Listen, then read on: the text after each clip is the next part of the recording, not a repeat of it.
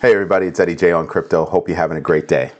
Lots to talk about. Let's get rid of the big ape in the room, and that is Elon Musk is at his market manipulating shenanigans again. You know what that is. We'll get into that in a little while.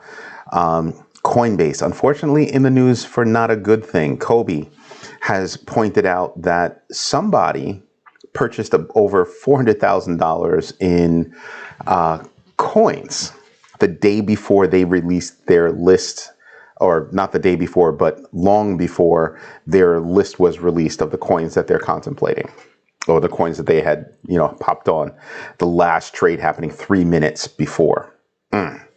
Insider trading much? No, it's not insider trading. But somebody knew. France, definitely moving in the right direction. So much so that Binance has gotten space or acquired floor space from a startup incubator, Station F, so that they can do things in France, and France is getting big kudos from their CEO. So that's a big deal. Looks like Strike is kind of striking out in El Salvador. I mean, not everything is going to run afoul, but kind of striking out with their whole, Bitcoin kind of initiative that's going on out there. We'll dive into that. The Ethereum Merge is not going to happen until months after June. So not when it was anticipated, but after June. I still think it's going to be this year. We'll touch on that a little bit more. Japan is deep in their experiment with a CBDC, a central bank digital currency. They're so advanced that right now they are contemplating whether or not, but how could it be interest bearing? So it's very far advanced in what they're doing. I still think they have a ways to go before it could be a reality, but that's pretty far along. Now, the NFL has very strict rules with regard to crypto and teams' involvement with crypto. Socios, a fan token platform, has signed 13 deals with teams in the NFL, including the Rams, the Buccaneers, I think the Giants too. That's kind of a big deal, but we'll dive into that a little bit more. I have some opinions on that one. And then finally, this one is really, really interesting to me. There's a class action lawsuit that's being filed against the former chair of the SEC, Jay Clayton, and a former director of the SEC, Bill Hinman. Now, that one is really interesting because it's all about their management of the Ripple case and why they were persecuting Ripple. So we'll dive into that one. And then, of course, we'll dive into the lousy day today, but I see some serious opportunities. So, Elon, Twitter, he filed paperwork, a 13G or H, something like that, saying that, hey, I've purchased some Twitter. I'm going to purchase some Twitter as a passive investor, blah, blah, blah. To me, it was something where, oh, you're going to be a passive investor? Elon Musk. Really? Okay. I knew that was only going to last a little bit. So he does that. Then he's going to join the board. Then he decides not to join the board, probably because there's a 14.9% cap on how much stock you can hold. So it was a slick move by the board to ask him, hey, join the board. Yeah, no. So now he's come back with, hey, I'll buy you out for $54.20. Get it? 420, whatever. Everybody gets it. But how serious is he? He doesn't have financing, right? He doesn't have any financing for it. And the deal is contingent upon them accepting, and then he could get financing, whatever. But how serious is it? To me, it's market manipulation. To me, he's putting Twitter in play, right? Because Twitter's still small enough that somebody can just buy them. Microsoft could buy them, Google buy them. Name a company, almost anybody can buy them. I mean, he could afford to buy them outright if he wanted to. But still, to me, it's just a ploy to put Twitter in play. So I had reached out to one of my friends today and I said, listen, I think this is an opportunity to buy some puts, do them immediately, buy some puts on Twitter, because I think it's going to come down. And what happens? It does come down, right? It went up because, Elon bought some Twitter. And I bring this up because, everybody's thinking, oh, Twitter. And then Doge rises because he said something. Doge rose again because he's like, oh, Twitter should, everybody, the rumors started, going around. Twitter should, accept Dogecoin for money, Listen, I don't think it's a good thing. I think what winds up happening is if he gets his hands on Twitter, I think Twitter goes in the shitter. Sorry, bad. It wasn't even a pun. I wasn't even trying to be funny. But I think it goes down, right? And the reason why is because he wants to take away, the one revenue stream, which is advertising. And he's all about, First Amendment rights, say what you're going to say, whatever. And I think that would just totally trash Twitter. I think you would have people leaving in droves. You definitely wouldn't have any money coming in. So who is going to invest in that? Seriously? I just don't see it. So I think it's just more market manipulation by this guy. Coinbase. So by coincidence, somebody runs out, spends, and acquires over $400,000 in the coins that Coinbase has not announced yet. Specifically those coins. Really? How'd that happen? It's not insider trading, maybe, because it's not stocks. It's not insider trade. But how'd that happen? So it's not the first time that something like this has happened with Coinbase. I think only about a month and a half ago, I reported on this same kind of thing with Coinbase. It involved, sorry to say it, but pump and dump on coins. So somebody did it, and now the community, the crypto community is actually yapping about it. Like, hey, Coinbase, come on, what's up with this? Somebody knew, somebody capitalized. That's not cool.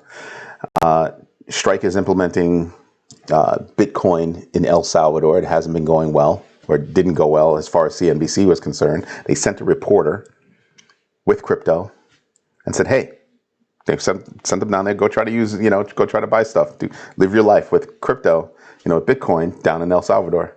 Went into 2 stores, tried to purchase things. That didn't happen.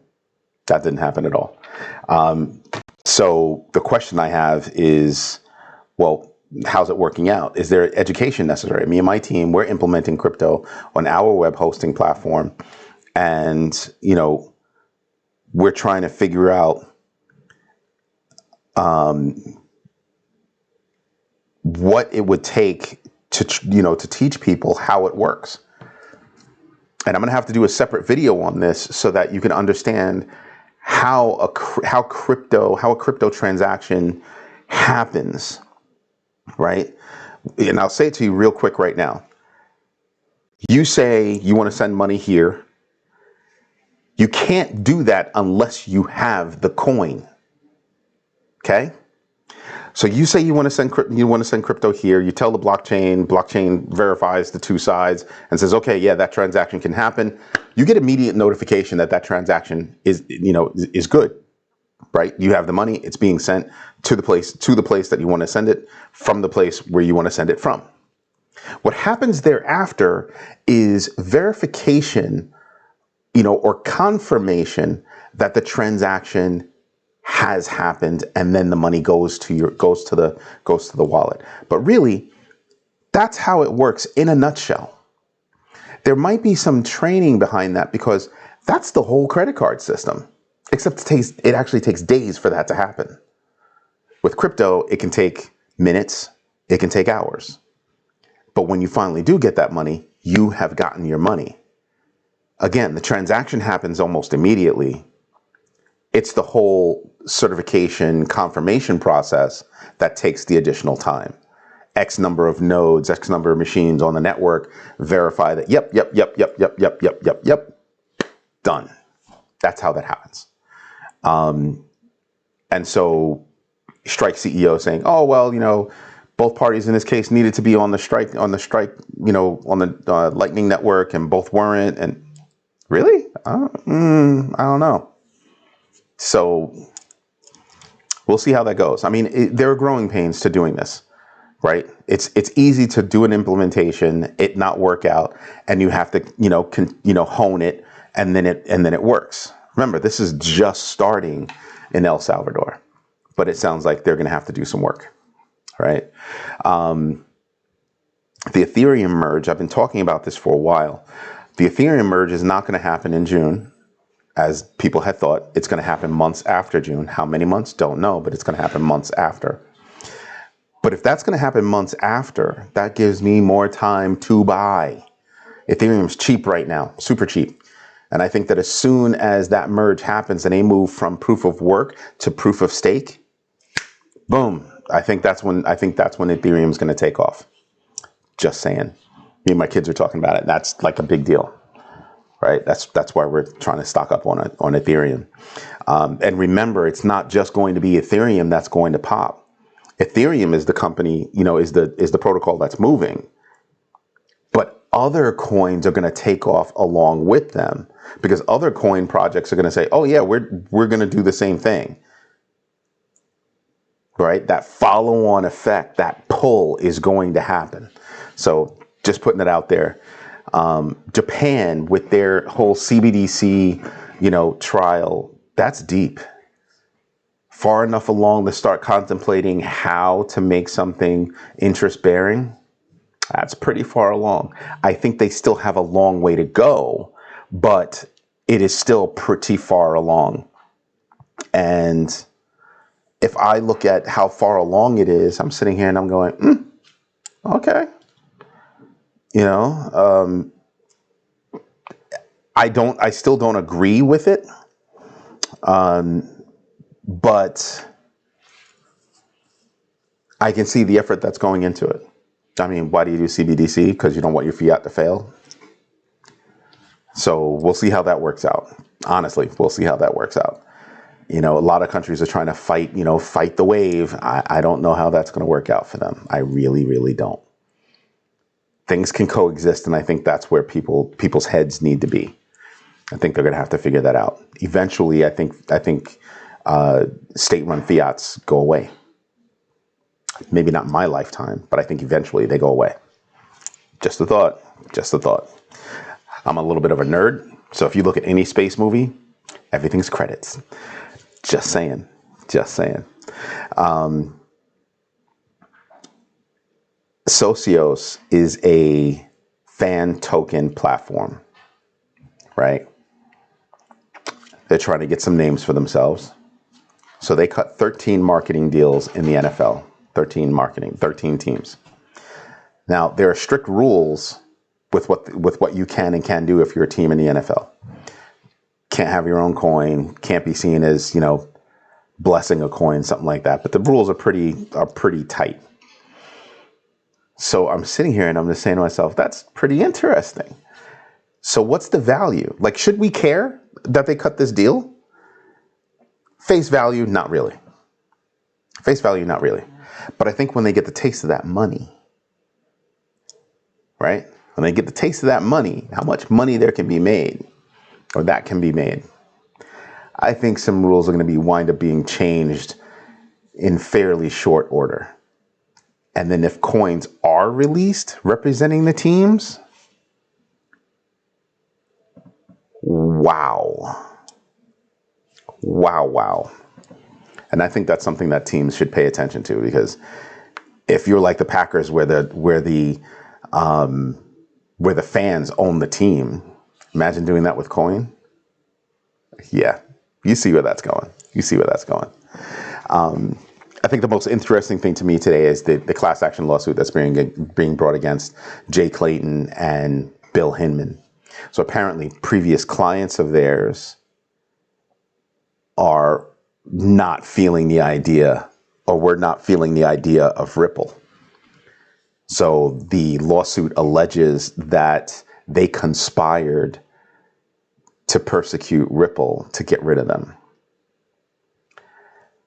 And specifically Ripple, because Ethereum was there too, and it's a similar network.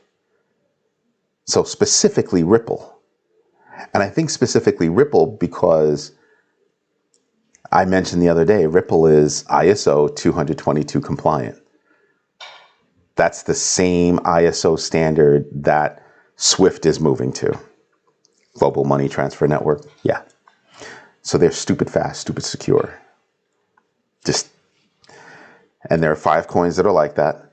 But the first one, I think that was like that, was Ripple and Stellar. But they went after Ripple. Why? That's going to be interesting to see how that plays out. Now, there are a lot of class action lawsuits going up against the SEC. I think this one might be the first one up against the people.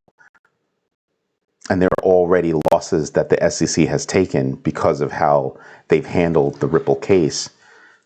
This is not boding well. And I keep telling you, as soon as this goes away, Ripple's going to explode. It's going to explode. And November 2023, it's going to go even higher.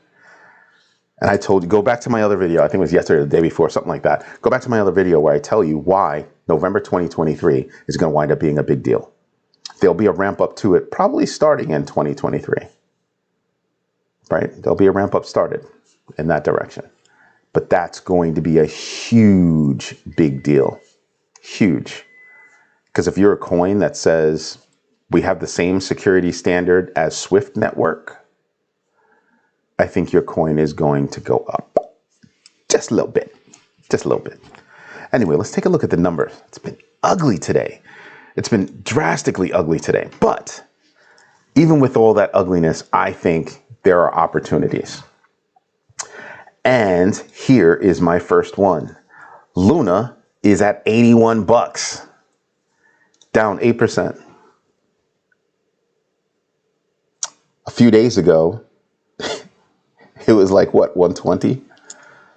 Let that wash over you for a minute. So right now, you have almost an opportunity to get in on Terra Luna at $81 and in short order, probably earn a third of that back. Because Luna, I keep telling you that you should be watching the rhythm of certain coins. Well, Luna has been bouncing back and forth, up and down for the past few weeks within specified ranges. So the market's down today, seriously down. There are tons of things that are on sale that are really good. Luna is one of them.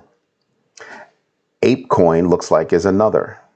It's down 7%, right? You know my rule, anything that's down less than 5%, 5% or less doesn't matter to me. It's a fast move. Can you make a couple of bucks? Sure. But to me, it's almost zero, right? But these, this is like 6% and up. So depending on the coin that you like and how it's moving and the rhythm that it has going on, like I like Luna. I'm looking at its rhythm and I'm like, oh, $81 is nothing. $81 is a serious sale price. They hit their all-time high only a couple of weeks ago, but they had been hitting it and gently bumping that all-time high a little bbit higher. First all-time high was like 117, and it bumped it up, 118, bumped it up. So I'm looking at this puppy, like there you go, 119. But I thought it hit 120. I could have sworn it hit 120. It doesn't matter. That's still a big space in a short period of time, and things are going to go back up. And when it does, Terra Luna is going to give you a third in short order. I don't think your bank account's going to give you a third. That's what I told my kids. I just don't see a bank account giving me a third of my money back. So that was one big deal that I looked at that I was like, ooh, that could be hot.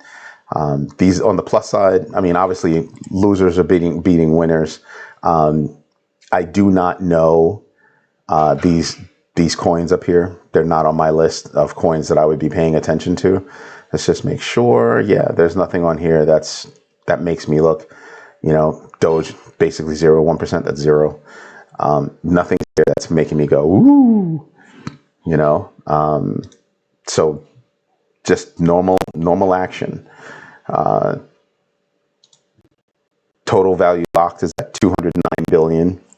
So you can see how everything is moving around here. I think it could go higher. I know it's going to go higher. There's no thinking about it. I know it can go higher. I mean, at one point I thought it was at like 400 billion earlier this year or something like that. It was like at some ridiculous number. Where is it? Boom, right there.